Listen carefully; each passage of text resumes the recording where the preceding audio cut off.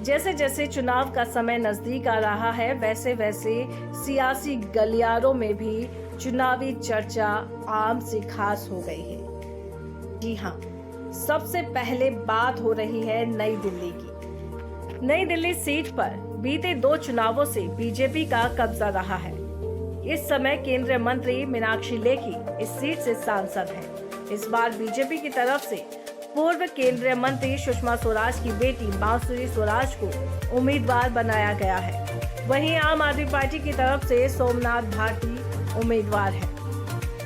साल 2019 के लोकसभा चुनाव में बीजेपी की मीनाक्षी लेखी ने इस सीट पर जीत हासिल की थी। मीनाक्षी लेखी को 5,03,000 वोट मिले थे।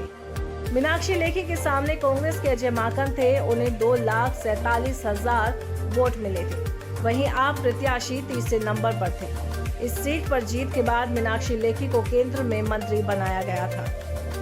नई दिल्ली लोकसभा सीट का इतिहास देखा जाए तो नई दिल्ली लोकसभा सीट 1951 में अस्तित्व में आई थी। यहां अब तक 6 बार कांग्रेस और 5 बार बीजेपी को जीत मिली है। इस सीट पर बीजेपी को पहली बार 1991 में जीत मिली थी। उस चुनाव में लाल कृष्ण आडवाणी ने कांग्रेस उम्मीदवार राजेश खन्ना को चुनावी मैदान में पटकनी दी थी। आडवाणी ने बाद में इस सीट को छोड़ दिया था, जिसके बाद 1992 में हुए उपचुनाव में राजेश खन्ना को जीत मिली। इसके बाद 2004 तक ये सीट बीजेपी के पास रही। 2004 के चुनाव में कांग्रेस के अजय माकन ने यहां पर बीजेपी की जीत का सिलसिला तोड़ा और कांग्रेस की वापसी कराई। इसके बाद 2009 के चुनाव में भी कांग्रेस ने जीत दर्ज की। उसके बाद बीते 2 चुनाव में कांग्रेस लगातार इस सीट पर चुनाव हार रही है और इस बार कांग्रेस आम आदमी पार्टी गठबंधन के तहत आप प्रत्याशी ही मैदान में है। नई दिल्ली में कितने वोटर्स? नई दिल्ली क्षेत्र में 14 लाख से ज्यादा मतदाता हैं। इनमें से 8,30,000 पुरुष और 6,59,000 महिला मतदाता हैं।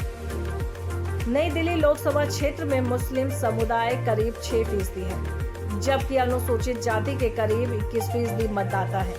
अगर सिख समुदाय की बात करें तो भी 3% से ज्यादा है।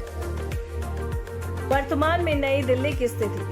नई दिल्ली की वर्तमान स्थिति के बारे में बात करें तो इसमें वर्तमान में 10 विधानसभा क्षेत्र शामिल हैं।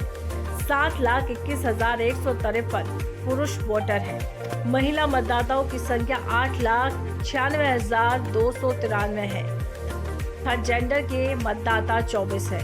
साल 2019 में कुल वोटरों की संख्या 9,20,541 थी, जिनमें से कुल पुरुष मतदाता 5,06,403 और महिला मतदाता 4,12,647 थी। साल 2019 में कुल मतदान प्रतिशत 56.91% रहा था। फिलहाल अब ये देखना होगा कि इस बार नई दिल्ली की जनता सुषमा स्वराज की बेटी बांसुरी स्वराज पर भरोसा जताती है या फिर आम आदमी पार्टी के सोमनाथ भारती को मौका देगी। दोस्तों, नई दिल्ली लोकसभा सीट पर आपकी क्या राय है, हमें कमेंट करके जरूर बताएं। साथ ही हमारे चैनल को सब्सक्राइब करना बिल्कुल